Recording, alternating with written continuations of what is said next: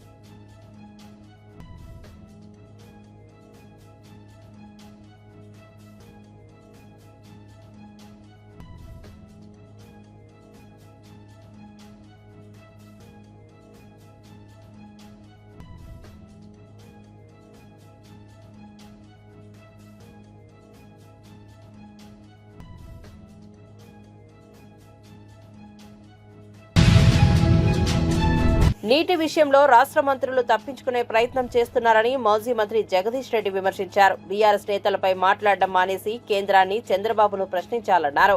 BRS పాలనలో మహబూబ్ నగర్ కు ఇతర రాష్ట్రాల నుంచి వలసలు వచ్చాయన్నారు. తెలంగాణకు హక్కుగా ఉన్న 123 టీఎంసీలపై సమర్థవంతంగా పోరాడాలన్నారు. 9 ఏళ్లు మేము చంద్రబాబును అడుగు కూడా పెట్టనివ్వలేదు. ఒక్కసారి వస్తే తన్ని పంపించేస్తాము. నాగార్జున సాగర్ మా చేతిలో ఉన్నంతకాలం మా ఇష్టానుసారంగా నీళ్లు వదిలాం. మీరు మీ స్వార్థ ప్రయోజనాల కోసం మోడీకి, చంద్రబాబుకు తల వంచి తెలంగాణకు అన్యాయం చేస్తున్నారని ఎమ్మెల్యే జగదీష్ రెడ్డి అన్నారు. రాష్ట్ర పునర్విభజన సందర్భంలో ఈ రాష్ట్రానికి అన్యాయం చేసేందనే కాంగ్రెస్ మనొక వైపు అన్యాయాన్ని కొనసాగిస్తుంది, బీజేపీ అదొక వైపు మాట్లాడదాం. కానీ ఇవాళ ఆ రోజు కేంద్రం చెప్పిన దాని ప్రకారం తాత్కాలికంగా 500 టీఎంసీలు ఆంధ్రప్రదేశ్ వాడుకోండి, 300 తెలంగాణ వాడుకోండి అని ఏదైతే చెప్పిందో 299 300 అంటే దాని ప్రకారం అయినా సరే మనం నీళ్ళని తీసుకున్నాం. ఇవాళ ఈ సంవత్సరం అక్కడ 1010 టీఎంసీల నీళ్ళు వచ్చినాయి. దాంట్లో ఇప్పటికే ఆంధ్రప్రదేశ్ 650 పైగా టీఎంసీలు వాడింది, 660 టీఎంసీలు వాడింది. తెలంగాణ ఇప్పటికీ 200 టీఎంసీలే వాడుకుంది. ఉన్న నీళ్ళల్లో ఇవాళ తెలంగాణ వాటా ఇంకా 140 టీఎంసీలు. అవి మనం కావాలనే పెట్టుకుంటాం. ఆ నీళ్ళని ఎప్పుడైనా ప్రతి సంవత్సరం వానకాలంతో పాటు ఎండాకాలంలో ప్రత్యేకించి హైదరాబాదు, రంగారెడ్డి జిల్లాలు, ఆ తర్వాత మహబూబ్ నగర్, నల్గొండ, ఖమ్మం జిల్లాలతో పాటు మహబూబాబాద్కు కూడా మనుషులు ఇక్కడి నుంచే ఇవ్వాలి. కాబట్టి మంచినీటి అవసరాల కొరకు మనం పెట్టుకున్న నీళ్ళు అవి. సాగర్ కింద రెండో పంటతో పాటు మన మంచినీటి అవసరాల కొరకు నీళ్ళు మనం అక్కడ పెట్టుకున్నాం. ఆంధ్రప్రదేశ్ వాటా పూర్తిగా వాళ్ళు వాడుకున్నారు. కేవలం ఇంకా వాళ్ళకి పోవాల్సింది 9 టీఎంసీల నీళ్ళు మాత్రమే. అది కూడా వచ్చే ఎండాకాలంకి ఇంకా వాళ్ళకు కూడా కొన్ని మంచినీళ్ళ అవసరాలు ఉన్నాయి. మంచినీళ్ళ అవసరాలకు మాత్రమే వాడాల్సిన నీళ్ళు అవి ఇవాళ ఆంధ్రప్రదేశ్. కానీ దుర్మార్గంగా సాగర్ కుడి కాలువ నుంచి రోజు 10,000 క్యూసెక్ల నీళ్ళు తీసుకుపోతున్నారు. ముచ్చుమర్రి నుంచి ఇతర ప్రాంతాల నుంచి శ్రీశైలంలో నీళ్ళు తీసుకుపోతున్నారు. వాళ్ళ వాటా పూర్తి అయిపోయింది. దీని మీద కేఆర్ఎంబి మాట్లాడడం లేదు. దీనిపైన మీరు స్పందించండి అని చెప్పాను. ప్రత్యేకించి ఈ 5 జిల్లాల ప్రజలు గుర్తుపెట్టుకోవాల్సిన విషయం, నాగార్జున సాగర్ ఎడమ కాలువ రైతాంగం మొత్తం కూడా, ఆయన మహబూబ్నగర్ జిల్లా ప్రజలు, రంగారెడ్డి హైదరాబాద్ ప్రజలు, ఇది మనకు వచ్చే ప్రమాదం ముందే జాగ్రత్తగా చెప్పినారు నిన్న. ఈ ప్రమాదం ఉంది, వెంటనే మీరు చూసుకోండి అని చెప్పి. కానీ మంత్రి దాని మీద మాట్లాడకుండా, ఒక బాధ్యత లేకుండా, సోయి లేకుండా, ఒక చెత్త మాటలు, ఉత్తర కుమార మాటలు, చెత్త. దళిత బంధు సాధన సమితి ఆధ్వర్యంలో 2వ విడత దళిత బంధు అందని బాధితులు ఎమ్మెల్సీ కల్వకుంట్ల కవితను కలిశారు. నల్గొండ మాజీ కంచెల భూపాల్ రెడ్డితో కలిసి హైదరాబాద్లోని ఆమె నివాసానికి వెళ్లి గోడు వెళ్లబోసుకున్నారు. ఈ సందర్భంగా ఎమ్మెల్సీ కవిత మాట్లాడుతూ కాంగ్రెస్ పార్టీ దళితులకు తీవ్ర దోహం చేస్తోందన్నారు. ఎన్నికల ముందు కోర్టుతో ఆగిపోయిన దళిత బంధు లబ్ధిదారులందరికీ బీఆర్ఎస్ ప్రభుత్వం ప్రొసీడింగులు ఇచ్చిందని, లబ్ధిదారులందరూ బ్యాంకు ఖాతాలు కూడా ఓపెన్ చేశారని, ఇందుకు సంబంధించి నిధులు కూడా కేసీఆర్ ప్రభుత్వం విడుదల చేసిందని గుర్తు చేశారు. ఇప్పుడు రేవంత్ రెడ్డి ప్రభుత్వం లబ్ధిదారులపై కక్ష కట్టి నిధుల విడుదలకు ఆటంకం కల్పించడం అన్యాయమన్నారు. అంటే అందరం బాగుండాలి, దేశంలో ఉన్నటువంటి ప్రతి ఒక్కరం బాగుంటేనే అందరం బాగుంటామని అనుకుంటాం. చాలా ఎన్నో ఆశయాలు ఉంటాయి, ఎన్నో ఉంటాయి. కానీ ఆ ఆశయాలను, ఆకాంక్షలను గుర్తించి దళితులకు ఈ దేశంలో ఖచ్చితంగా 15% రిజర్వేషన్ ఉంటేనే నా అన్నదమ్ములకు సమాజంలో గౌరవం ఉంటుందని మన అందరినీ కూడా మన తలరాతలను మార్చినటువంటి మహనీయుడు అంబేద్కర్ గారి దయతోని ఇవాళ భారతదేశంలో సమాజంలో కలిసి మొత్తం దళితులంతా కూడా నడవగలుగుతున్నటువంటి పరిస్థితి ఉన్నది. నిజంగా ఒక్కొక్కసారి ఆలోచిస్తే అంబేద్కరే లేకుంటే మన పరిస్థితి ఎట్లున్నాయని ఆలోచిస్తే ఎంత బాధగా ఉంటుంది. కేవలం దళితులకే కాదు, ఆయన అందరికీ ఆత్మబంధువే. మా ఆడబిడ్డలకు, బహుజనులకు, బీసీలకు ప్రతి ఒక్కరికి కూడా ఆత్మబంధువే అంబేద్కర్. అందుకే ఆయన అంటే మనందరికి అంత ప్రేమ. ఇన్ని ఏండ్లైనా, ఇన్ని సంవత్సరాలైనా కూడా ఇంత ప్రేమ గురిపిస్తూ ఉంటాం. మరి కేసీఆర్ గారు అటువంటి మహనీయులందరినీ కూడా చూసి మానవత్వాన్ని ఎట్లా ప్రదర్శించాలి, ఒకవేళ మనం ఏలుబడి చేసేటటువంటి రోజు వస్తే ఆలోచన పెద్దగా ఉండాలి కానీ చూపు చిన్నవాడి వైపు ఉండాలి అని చెప్పి ఆచరించి చూపించినటువంటి వ్యక్తి కేసీఆర్ గారు. ఆలోచన గొప్పగా ఉండాలి, పెద్ద పనులు చేయాలన్న ఆలోచన ఉండాలి. కానీ చేసే ప్రతి పనిలో అట్టడుగున ఉన్నటువంటి వారిని వేలు పట్టుకొని నడిపించుకొని తీసుకుపోవాలనేటటువంటి ఆలోచన కేసీఆర్ గారు చేసింది. మాకెప్పుడు నిత్యం ఎన్నిసార్లు కలిసినా, ఎన్నిసార్లు మాట్లాడినా కేసీఆర్ గారు మేమెవ్వరం నాయకులం కలిసినా, ఈశ్వరన్నకు తెలుసు, సీనన్నకు తెలుసు, మా నారాయణ తమ్ముడికి, చంద్రవతి గారికి అందరికీ తెలుసు, ఎప్పుడు కలిసినా కేసీఆర్ గారు ఒకటే మాట చెప్తారు, మనిషి అనేటోడు 1000 ఏళ్లు బతకడానికి పుట్టలేదు. మనిషి అనేవాడు 1000 ఏళ్లు బతకడానికి పుట్టలేదు. పుట్టి ఇక్కడ ఉన్నటువంటి కొన్ని రోజులల్లా బక్కపలసనోని కోసం పనిచేయాలి, పేద సాధ కోసం పనిచేయాలి, అనగారినోని కోసం పనిచేయాలి అని చెప్పి నిరంతరం చెప్తా ఉంటారు తప్పితే ఇంకొక మాట చెప్పరు. మరి అటువంటి ఆలోచన విధానం నుంచి, దళితుని ధనవంతుని చేయాలి అనేటటువంటి ఆలోచన విధానం నుంచి పుట్టిందే ఈ యొక్క దళిత బంధు పథకం తప్పితే ఏదో రాజకీయాల కోసమో, ఓట్ల కోసమో, ఇంకో దానికోసమో కాదు. ఎందుకంటే బీఆర్ఎస్ పార్టీ ఎప్పుడైనా కూడా వచ్చే తరం గురించి ఆలోచిస్తుంది, నెక్స్ట్ జనరేషన్ గురించి ఆలోచిస్తుంది. ఏపీలోని మిర్చి రైతులను ఆదుకోవాలని కేంద్ర వ్యవసాయ శాఖ మంత్రి శివరాజ్ సింగ్ చౌహాన్ ను కోరామని కేంద్ర మంత్రి కింజరపు రామ్మోహన్ నాయుడు తెలిపారు. మిర్చికి 11,600కు పైగా మద్దతు ధర ఇవ్వాలని కేంద్రాన్ని విజ్ఞప్తి చేశామన్నారు. ఢిల్లీలో కేంద్ర వ్యవసాయ శాఖ ఆధ్వర్యంలో జరిగిన కీలక సమావేశం అనంతరం మీడియాతో ఆయన మాట్లాడారు. ఆ మీటింగ్కి వర్చువల్లో కూడా ఆయన అటెండ్ అయ్యి మరి కొన్ని విషయాల మీద చంద్రబాబు నాయుడు గారు కూడా రాష్ట్రం తరపున, మిర్చి రైతుల తరపున ఉన్నటువంటి సమస్యలు ప్రస్తావిస్తే అది ఖచ్చితంగా ఇమీడియట్గా టాప్ ప్రయారిటీ మీద తీసుకొని అవన్నీ కూడా సెటిల్ చేస్తామని చెప్పి కూడా ఆయన హామీ ఇవ్వడం జరిగింది. వేరేగా ఒక మీటింగ్ ఈ రోజు పెడతామని చెప్పి ఇచ్చినటువంటి హామీ ప్రకారం ఈ రోజు ఒక మీటింగ్ పెట్టుకున్నాం. అగ్రికల్చర్ మినిస్ట్రీ తాలూకు అధికారులు, నేను కూడా అటెండ్ అయ్యాను. రాష్ట్రం తరపున అచ్చెన్నాయుడు గారు, అలాగే అక్కడ ఉన్నటువంటి అగ్రికల్చర్ టీం అందరూ కూడా అటెండ్ అయ్యి మళ్ళీ ఆ సమస్యల మీద ప్రత్యేకంగా చర్చించడం కూడా జరిగింది. అందులో ముఖ్యంగా ప్రొక్యూర్మెంట్కి సంబంధించి, ఎందుకనంటే ఇది ఇమీడియట్గా స్టార్ట్ అవ్వాలనే ఆలోచనతో చంద్రబాబు నాయుడు గారు నేను రిక్వెస్ట్ చేశారు. మరి దాన్ని సీరియస్గా తీసుకొని కేంద్ర ప్రభుత్వం అలాగే మంత్రి గారు కూడా దాన్ని ఇమీడియట్గా చేయిస్తామని చెప్పి హామీ ఇచ్చారు. వీలైనంత త్వరగా కేంద్రం నుంచి కూడా డిఫరెన్స్ ఆఫ్ ప్రైస్ ఏదైతే ఉందో దాన్ని పే చేయడానికి ఏదైతే 25% వరకు వాళ్ళకి MIS minimum market intervention scheme ద్వారా ఉందో దాన్ని పొడిగిస్తూ 75% వరకు కూడా కమిటీ ఆఫ్ మినిస్టర్స్ ద్వారా అప్రూవల్ తీసుకొని 75% వరకు కూడా చేస్తామని చెప్పి స్పష్టంగా హామీ కూడా ఇవ్వడం జరిగింది. అయితే ప్రైస్ దీనికి తీసుకోవడానికి కింటా తాలూకా ప్రైస్ రాష్ట్రం తరపున మనం క్యాల్కులేట్ చేసింది కాస్ట్ ఆఫ్ ప్రొడక్షన్ కానీ లేబర్ కాస్ట్స్ కానీ ప్రాక్టికల్గా గ్రౌండ్ లెవెల్లో రైతులు ఎంత పెడుతున్నారో దాన్ని అంతటినీ కూడా క్యాల్కులేట్ చేసి సుమారు 11,600 రూపాయలు ఇస్తే మరి వీళ్ళ తరపున 10,000 చిలుకల వరకే ఇవ్వడం జరిగింది. సో దాన్ని కూడా గట్టిగా రిప్రజెంట్ చేశాం. ఎట్టి పరిస్థితుల్లో క్వింటా తాలూకా ప్రైస్ ఏదైతే దీనికోసం క్యాల్కులేషన్కి యూజ్ చేస్తున్నామో అది పెంచాలి. 11,600 అయినా దానికంటే ఇంకెక్కువ వస్తే ఎక్కువైనా సరే పెట్టాలని చెప్పాం. ఐకార్కి సంబంధించినటువంటి అధికారులు కూడా పిలిచారు. వాళ్ళకు కూడా స్పష్టంగా ఇన్స్ట్రక్షన్స్ కూడా మరి మినిస్టర్ గారు ఇచ్చారు. ఎట్టి పరిస్థితుల్లో ఆ ప్రైస్ని కూడా ఇంప్రూవ్ చేయాలని. సో అది కూడా చాలా పాజిటివ్గా ఉందని కూడా ఈ సందర్భంగా తెలియజేస్తున్నాం. అలాగే మూడో పాయింట్ నిన్న కూడా ప్రస్తావనలోకి వచ్చింది. ఎక్స్పోర్ట్స్ గతంలో జరిగినటువంటి విధంగా ఈరోజు జరగట్లేదు.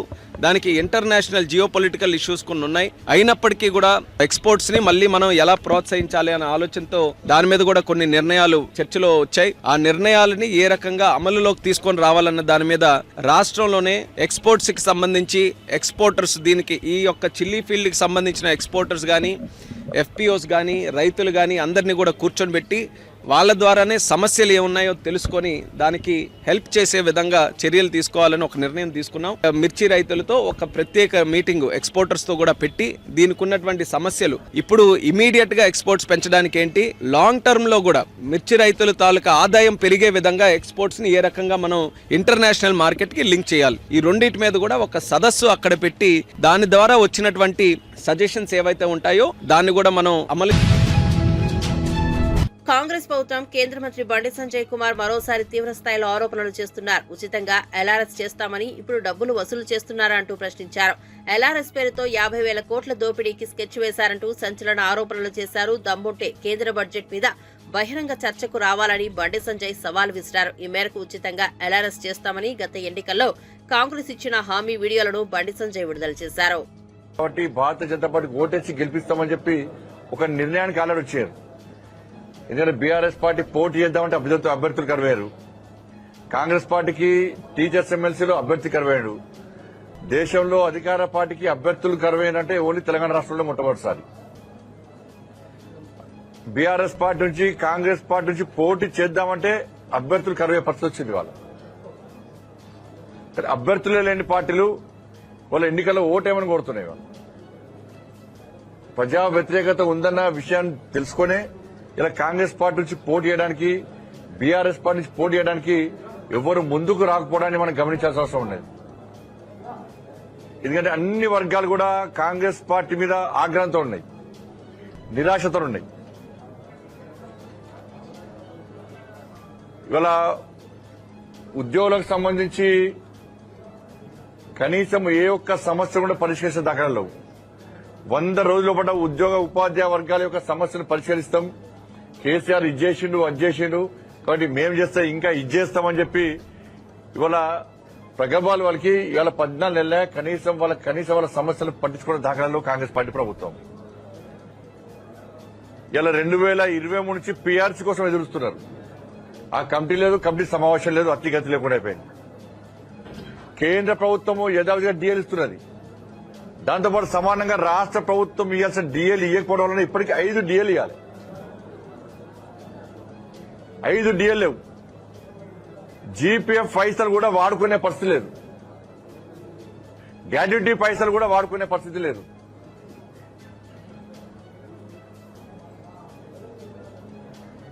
ఇవాళ పదవీ విరమణ పొందినటువంటి ఉద్యోగులు ఉపాధ్యాయులు ఎవరుతున్నారో వాళ్ళు చెప్పులరిగే విధంగా ఇవాళ సెక్రటరీ చుట్టూ తిరిగే పరిస్థితి వచ్చింది. వాళ్ళం కూడా 15% కమిషన్ అడుగుతున్నారు. ఇవాళ కనీసం రిటైర్ అయిన తర్వాత పైసలతో పిల్లల పెళ్లి చేయొచ్చు, పిల్లలకు వ్యాపార పరంగా వాళ్ళ సెటిల్మెంట్ చేయొచ్చు వాళ్ళకు అని చెప్పి ఎదురు ఇచ్చే సమయంలో ఇలా పెళ్లిలను కూడా వాయిదా వేసుకునే పరిస్థితి వచ్చింది కాంగ్రెస్ పార్టీ ప్రభుత్వం వల్ల. ఇలా కేసీఆర్ ఏం చేసిండు, 59 నుంచి అప్పుడు పదవి విరమణ పొందితే పైసలు ఇవ్వాల్సి వస్తుంది, ఆ పైసలు అని చెప్పి భావించి ఏం చేసిండు, 59 నుంచి వయోపరిమితి చేసిండు, దాన్ని 61 చేసిండు. ఐటీడీపీ పేరుతో మహిళలను చిన్నారులను టార్గెట్ చేయడం నీచమని టెక్కలి వైఎస్ఆర్సీపీ మహిళా నాయకురాలు కొర్ల శిరీష మండిపడ్డారు. గతంలోనూ ఇలాంటి ట్రోల్స్ తో మహిళలపై అసభ్యంగా విమర్శలు చేశారని ఆరోపించారు. మహిళలపై అసభ్యకరమైన ట్రోలింగ్ ను AP CM Chandrababu, deputy CM Pawan Kalyan తీవ్రంగా ఖండించాల్సిన అవసరం ఉందని పేర్కొన్నారు. తగిన చర్యలు తీసుకోవాలని డిమాండ్ చేశారు.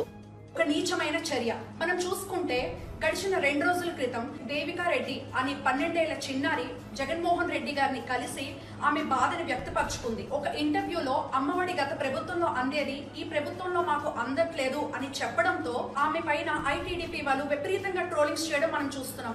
ఎంతగా ట్రోలింగ్ చేస్తున్నారు అంటే ఆమె తల్లిని మార్చేసి ఆయన తండ్రి ప్రొఫెషన్ ని కూడా మార్చేసి మరి ట్రోలింగ్ చేస్తున్నారు. మేము ఈ ట్రోలింగ్ ని తీవ్రంగా ఖండిస్తున్నాం. అయినా సరే బాలికల్ని కక్ష సాధింపులకు వాడుకోవడం టీడీపీ వాళ్ళకి కొత్తేమీ కాదు.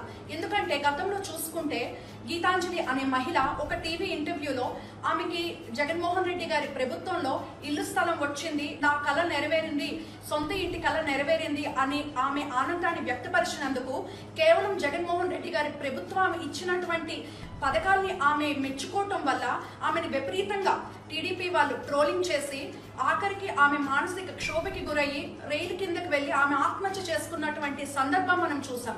అలాగే మేఘనా అనే చిన్నారి 10th క్లాస్ చదువుతున్న అమ్మాయి అనర్గళంగా ఇంగ్లీష్ మాట్లాడుతూ ఉండటం మనం చూసాం. అలాగే ఒక ఇంటర్వ్యూలో ఆమె చెప్పడం జరిగింది, జగన్మోహన్ రెడ్డి గారి ప్రభుత్వంలో ఉన్నతమైన చదువు అలాగే ఇంగ్లీష్ మీడియం చదువుని అందిస్తున్నారు, అందుకు మేము ఇంత బాగా ఇంగ్లీష్ మాట్లాడుతున్నామని చెప్పడంతో ఆమె పైన కూడా విపరీతంగా ట్రోలింగ్ చేస్తూ విషం చిమ్మటం మనం చూసాం. అంటే ఒక గ్రామాల్లో ఉన్న పేద విద్యార్థులు ప్రభుత్వ పాఠశాలలో చదువుతూ ఇంగ్లీష్ మాట్లాడకూడదా? ఓన్లీ శ్రీ చైతన్య నారాయణ కాలేజ్ లో చదువుతున్న వాళ్ళు మాత్రమే ఇంగ్లీష్ మాట్లాడాలా? ఒక పార్టీని, ఒక నాయకుడిని, ఒక విధానాన్ని సమర్థిస్తూ మాట్లాడితే వెంటనే ఐటీడీపీ వాళ్ళు వాళ్ళ మీద ట్రోల్స్ చేయడం మనకు కనిపిస్తుంది. అయితే ఇందులో మహిళలు, బాలికలను టార్గెట్ చేస్తూ వాళ్ళకి అనరాని మాటలు అంటూ కించపరుస్తూ వాళ్ళ మీద చాలా అసభ్యకరమైనటువంటి ట్రోల్స్ చేయడం చాలా బాధాకరం. మేము ఇలాంటి అసభ్యకరమైనటువంటి ట్రోల్స్ ని మేము తీవ్రంగా ఖండిస్తున్నాము. ముఖ్యమంత్రి స్థానంలో ఉన్న చంద్రబాబు నాయుడు గారు, పవన్ కళ్యాణ్ గారు మహిళల పైన గానీ బాలికల పైన గానీ అసభ్యకరమైనటువంటి ట్రోల్స్ చేస్తే మేము వెంటనే చర్యలు తీసుకుంటాము అని చెప్పడం జరిగింది. మరి ఇప్పుడు ఈ సంఘటన జరిగింది కదా, మరి ఇప్పుడు మీరు ఎలాంటి చర్యలు తీసుకుంటారు అని మేము అడుగుతా ఉన్నాము. మేము వైఎస్ఆర్ కాంగ్రెస్ పార్టీ నుంచి ఒకటే డిమాండ్ చేస్తా ఉన్నాము, దేవికారెడ్డి పైన జరిగినటువంటి ట్రోల్స్ ఎవరైతే చేశారో వాళ్ళపైన ఇమీడియట్ గా మీరు చర్యలు తీసుకోవాలని మేము డిమాండ్ చేస్తూ సెలవు తీసుకుంటాం. తెలంగాణ హక్కుల విషయంలో మాజీ సీఎం కేసీఆర్ వైఖరి రాష్ట్రానికి అన్యాయమేనని మంత్రి ఉత్తమ్ కుమార్ రెడ్డి విమర్శించారు. వైఎస్ జగన్ తో విందులు విలాసాలు చేసుకుని హలాయ్ బలాయ్ చేస్తూ కేసీఆర్ రాష్ట్ర నీటిని, నిధులను, ఉద్యోగ నియామకాలను అపహరించేందుకు సహకరించారని మండిపడ్డారు. శ్రీశైలం రిజర్వాయర్ నుంచి 1200 టీఎంసీల నీరు ఏపీకి తరలిపోతున్నా గత బీఆర్ఎస్ ప్రభుత్వం కేవలం చూస్తూ ఊరుకుందని ఆరోపించారు. రాష్ట్ర హక్కుల రక్షణ కోసం ప్రస్తుత ప్రభుత్వం కట్టుదిట్టమైన చర్యలు తీసుకుంటుందని తెలిపారు. ప్రత్యేక తెలంగాణ రాష్ట్రంలో ఎక్కువ నీళ్లు శ్రీశైలం రిజర్వాయర్ నుంచి basin outside the basin తీసుకుపోయినారు. ఇది వీళ్ళ ఘనత. మరి ఇప్పుడు వెంకటరెడ్డి గారు నాకు గుర్తు చేస్తున్నారు, ఎస్ఎల్బిసి టనల్ వర్క్స్ పూర్తిగా దాన్ని పడబెట్టిన వర్క్స్ మొత్తం మేము వచ్చిన తర్వాత వెంకటరెడ్డి గారు అమెరికా పోయి ఆ కంపెనీతో మాట్లాడి కొత్త బేరింగ్ తీసుకొచ్చి మళ్ళా పనులు మొదలుపెట్టి ఇప్పుడు ఎస్ఎల్బిసి టనలు పనులు మొదలుపెట్టినాం.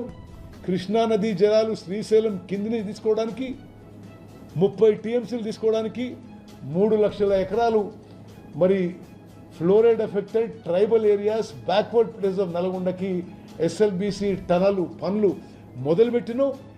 100% మా హ్యాంలో ఎస్ఎల్బిసి టన్నులు పూర్తి చేస్తాము, అది నేను హామీ ఇస్తున్నా. Next slide.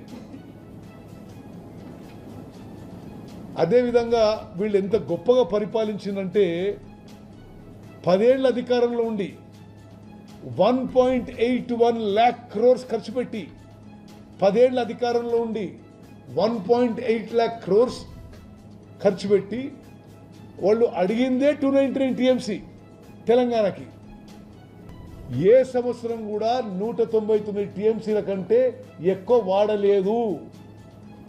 అంటే ఎంత దుర్మార్గంగా, ఎంత తెలంగాణకు అన్యాయం జరిగిందో వాళ్ళ హ్యాండ్లో ఈ ఫిగర్ నుంచి తెలుస్తుంది. నెక్స్ట్, మరి ఆన్ గోయింగ్ ప్రాజెక్ట్స్ వాళ్ళు పూర్తి చేసి ఉంటే ఎస్ఎల్బీసీలో 40 టీఎంసీలు, కల్వకుర్తిలో 40 టీఎంసీలు, నెట్టంపాడులో 25 టీఎంసీలు, పాలమూరు రంగారెడ్డిలో 90 టీఎంసీలు, డిండిలో మనం 30 టీఎంసీ డిండి ప్రాజెక్టు బండబెట్టినరు. మళ్ళా మేము అధికారంలో వచ్చి ఏదులో డిండి ప్రాజెక్టు మొదలుపెట్టిన విషయం నేను మీకు మనవి చేస్తున్నాను. ఆన్ గోయింగ్ ప్రాజెక్ట్స్ వాళ్ళు పూర్తి చేసి ఉంటే ఈ ఆన్ గోయింగ్ ప్రాజెక్ట్స్లోనే 225 టీఎంసీలు కృష్ణా నదీ జలాలు ఉపయోగపడేవి. 25,64,500 ఎకరాలకి తెలంగాణలో నీళ్ళకి కృష్ణా నదీ జలాలు వచ్చేవి. ఇది కూడా ఏమీ చేయలే వాళ్ళు. Next, contemplated projects. ఆంధ్రప్రదేశ్ రాష్ట్ర వ్యవసాయ మిషన్ వైస్ చైర్మన్ తెలుగు రైతు విభాగం రాష్ట్ర అధ్యక్షుడు మర్రెడ్డి శ్రీనివాస్ రెడ్డి సంచలన వ్యాఖ్యలు చేశారు. చంద్రబాబు హయాంలో రైతులకు అన్ని రకాలుగా మేలు జరిగితే జగన్ పాలనలో రైతులు అగణ్యంగా నష్టపోయారని మండిపడ్డారు. అమరావతిలోని ఎన్టీఆర్ భవన్ నుంచి మీడియాతో మాట్లాడుతూ చంద్రన్న రైతులకు భరోసాగా నిలిచితే జగన్ పాలన రైతులను సంక్షోభంలోకి నెట్టిందని తీవ్ర విమర్శలు చేశారు. వైసీపీ పాలనలో రైతులు కష్టాల్లో పడిపోయినా మద్దతు ధరల సమస్యలపై ప్రభుత్వం పట్టించుకోలేదని ఆరోపించారు. ఈరోజు రాష్ట్ర ప్రభుత్వం వ్యవసాయం పట్ల బాధ్యత తీసుకొని ఏ విధంగా కృషి చేస్తుందో రాష్ట్ర ప్రజానీకమంతా గమనిస్తూ ఉన్నారు. జగన్మోహన్ రెడ్డి గారు లేనిపోయినటువంటి ప్రచారాల్ని, అబద్ధాలని దుర్మార్గంగా ప్రచారం చేసి తిరిగి లబ్ధి పొందాలి అనేటువంటి ఆలోచన. కష్టాల్లో ఉన్నటువంటి ప్రజానీకానికి ధైర్యం చెప్పాలి, లేదా బాధ్యత కలిగినటువంటి రాజకీయ నాయకుడిగా ప్రభుత్వానికి తన దగ్గర ఏమైనా సలహాలు సూచనలు ఉంటే చెప్పాలి. దానికి బదులుగా విధ్వంసం వైపు, ఒక భయానక వాతావరణాన్ని సృష్టించే వైపు ఆలోచనలు, అడుగులు వేస్తూ ఉన్నాడు. ఈరోజు ప్రభుత్వం వ్యవసాయాన్ని నిలబెట్టాలి, వ్యవసాయం నిలిస్తేనే, రైతు గెలిస్తేనే ఈ సమాజం అభివృద్ధి ఉంటుంది అనేటువంటి ఆలోచనతో ఉన్నటువంటి చంద్రబాబు నాయుడు గారు అధికారంలోకి వచ్చినటువంటి 8 మాసాల్లో తీసుకున్నటువంటి చర్యలు అందరికీ స్పష్టంగా కనపడతా ఉన్నాయి. ఈయన ఇప్పుడే కొత్తగా బజార్కు వచ్చినట్టు, ఈ కష్టాలు చూసి చెల్లించిపోయినట్టు, గతంలో తను ముఖ్యమంత్రిగా ఉన్నటువంటి కాలంలో రైతులు పడినటువంటి కష్టాలు రైతులందరూ మర్చిపోయినట్టు, మర్చిపోవాలన్నట్టు ఒక భ్రమను కల్పించేటువంటి ఆలోచన చేస్తూ ఉన్నాడు. గత 5 సంవత్సరాలు 2019 నుండి 2024 వరకు గౌరవ జగన్మోహన్ రెడ్డి గారు మీరు ముఖ్యమంత్రిగా ఉన్నప్పుడు వ్యవసాయం పట్ల, రైతుల పట్ల మీ ప్రభుత్వం వ్యవహరించిన తీరు, మీరు వ్యవహరించిన తీరు ఒక్కసారి మననం చేసుకోండి, ఒక్కసారి గుర్తు తెచ్చుకోండి. ఈ రాష్ట్రంలో వ్యవసాయ రంగాన్ని ఏ విధంగా దివాళా తీయించేటువంటి కార్యక్రమాలు చేసుకున్నావు, ఆనాటికి అమల్లో ఉన్నటువంటి పథకాలను ఏ విధంగా అటకెక్కించావు, ఆర్బీకే కేంద్రాలు అనేటువంటి రైతు భక్షక కేంద్రాలను సృష్టించి గ్రామ సీమల్లో రక్తాన్ని చెమటగా మార్చి పంట పండించినటువంటి రైతాంగాన్ని దోచుకోవడానికి నీ దోపిడీ ముఠాలని ఆయా ప్రాంతాల్లో నియమించుకొని నీ తాడేపల్లి రాజప్రసాదానికి. కాంగ్రెస్ ఇచ్చిన అన్ని హామీలు మోసమేనా అన్న అనుమానాలు కలుగుతున్నాయని కేంద్ర మంత్రి కిషన్ రెడ్డి అన్నారు. మెదక్లో నిర్వహించిన మీడియా సమావేశంలో ఆయన మాట్లాడారు. అశోక్ నగర్ లో రాహుల్ గాంధీ, రేవంత్ రెడ్డి నిరుద్యోగులకు హామీ ఇచ్చారు. 14 నెలలైనా వారి గురించి కానీ, జాబ్ క్యాలెండర్ గురించి కానీ పట్టించుకోవడం లేదు. తెలంగాణ ఆర్థిక పరిస్థితి దివాలా తీసింది. ఉద్యోగులకు జీతాలు, రిటైర్మెంట్ బెనిఫిట్స్, డిఏలు ఇవ్వలేని పరిస్థితి ఉంది. మిగులు బడ్జెట్ గా ఉన్న రాష్ట్రాన్ని బీఆర్ఎస్ అప్పుల కుప్పగా మార్చింది. మారింది కాంగ్రెస్ పార్టీ, ముఖ్యమంత్రి కానీ తెలంగాణ పరిస్థితి మారలేదు. బంగారు తెలంగాణ అంటూ కేసీఆర్ ఆయన కుటుంబాన్ని బంగారు కుటుంబంగా మార్చుకున్నారని, నేడు రేవంత్ కూడా కేసీఆర్ లానే వ్యవహరిస్తున్నారని కేంద్ర మంత్రి విమర్శించారు. తెలంగాణ ఉద్యమకారులకు ఆకాంక్షలకు అనుగుణంగా, తెలంగాణ ప్రజల యొక్క సంక్షేమానికి అనుకూలంగా, తెలంగాణ యొక్క సమగ్రమైనటువంటి అభివృద్ధికి ఈరోజు భారతీయ జనతా పార్టీయే రావాల్సినటువంటి అవసరం ఉంది. దేశంలో ఎక్కడెక్కడైతే డబుల్ ఇంజన్ సర్కార్ ఉందో, దేశంలో ఎక్కడెక్కడైతే ఈరోజు భారతీయ జనతా పార్టీ రాష్ట్ర ప్రభుత్వాలు ఉన్నాయో అక్కడ అభివృద్ధి చాలా వేగవంతంగా జరుగుతూ ఉంది. కర్ణాటక తీసుకున్నా, హిమాచల్ ప్రదేశ్ తీసుకున్నా, తెలంగాణ తీసుకున్నా, కాంగ్రెస్ పార్టీ రాష్ట్రాలకు మరి ఏ రకంగా ఈరోజు అవినీతి చాలా స్పష్టంగా అక్కడ పెద్దపీట వేశారు అవినీతికి కాంగ్రెస్ పార్టీ. హిమాచల్ ప్రదేశ్లో కూడా ప్రభుత్వ కార్యాలయాలకు కరెంటు బిల్లులు కట్టలేక ఈరోజు డిస్కనెక్ట్ అవుతున్నటువంటి పరిస్థితి, ఉద్యోగస్తులకు జీతాలు ఇవ్వలేనటువంటి పరిస్థితి హిమాచల్ ప్రదేశ్లో ఉంది. కర్ణాటకలో కూడా ఇచ్చినటువంటి 5 గ్యారంటీలు అమలు చేయలేకుండా ప్రభుత్వాలు చేతులెత్తేసినటువంటి పరిస్థితి కనిపిస్తూ ఉంది తెలంగాణ లాగానే. కాబట్టి ఈరోజు భారతీయ జనతా పార్టీ ఎక్కడెక్కడుందో, అది ఉత్తరప్రదేశ్ తీసుకున్నా, మధ్యప్రదేశ్ తీసుకున్నా, మహారాష్ట్ర తీసుకున్నా, రాజస్థాన్ తీసుకున్నా, ఛత్తీస్గఢ్ తీసుకున్నా, ఒక డబుల్ ఇంజన్ సర్కారు ఉన్నటువంటి రాష్ట్రాలలో చాలా అద్భుతమైనటువంటి ఒక మంచి పరిపాలన అందిస్తూ ఉన్నారు. అందుకే తెలంగాణ రాష్ట్రంలో కూడా తెలంగాణ ప్రజల ఆకాంక్షలకు అనుగుణంగా పరిపాలన రావాలంటే ఇక్కడ కూడా డబుల్ ఇంజన్ సర్కార్ రావాలి. దానికి మొన్న జరిగినటువంటి పార్లమెంట్ ఎన్నికల్లో తెలంగాణ ప్రజలు 8 స్థానాలలో బీజేపీని గెలిపించారు. పోలింగ్ బూత్కు వచ్చినటువంటి 100 మందిలో 36 మంది బీజేపీకి ఓటేసి ఆశీర్వదించారు. కాబట్టి రానున్న రోజుల్లో మరి ఈ యొక్క ఎన్నికల ద్వారా కూడా మరింత మద్దతు భారతీయ జనతా పార్టీకి ఇచ్చినట్లయితే రానున్న రోజుల్లో తెలంగాణలో సిపి నేత సజ్జల రామకృష్ణారెడ్డి కుటుంబ సభ్యుల ఎస్టేట్ భూములపై అధికారుల బృందం సర్వే చేపట్టింది. ప్రభుత్వ అటవీ శాఖ భూములను ఆక్రమించారనే అభియోగాలపై సమగ్ర సర్వే నిర్వహించారు. వైఎస్ఆర్ జిల్లా సీకేదిన్నె మండలంలో చిత్తూరు, కర్నూలు జాతీయ రహదారి పక్కన ఉన్న భూముల్లో రెవెన్యూ, అటవీ శాఖ, ల్యాండ్ సర్వేయర్ల బృందాలు సర్వే చేపట్టాయి.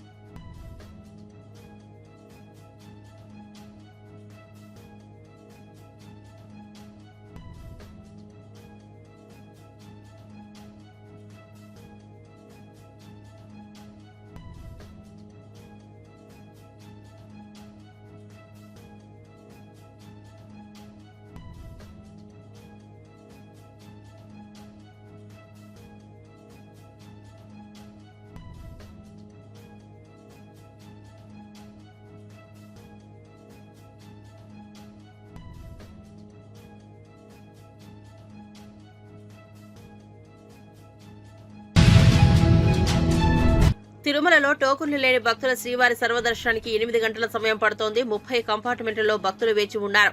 59,776 మంది భక్తులు స్వామివారిని దర్శించుకోగా 22,386 మంది తల నీలాలు సమర్పించారు. శ్రీవారి హుండీకి 4.24 కోట్ల ఆదాయం సమకూరింది.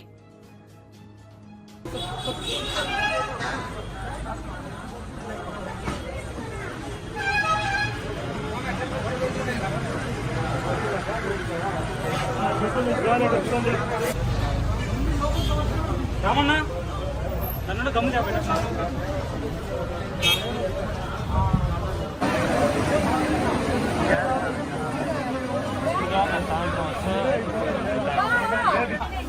అన్ని పెట్టారు కొండ కింది కింద అన్ని ఉంటాయి, అన్ని ఉంటాయి.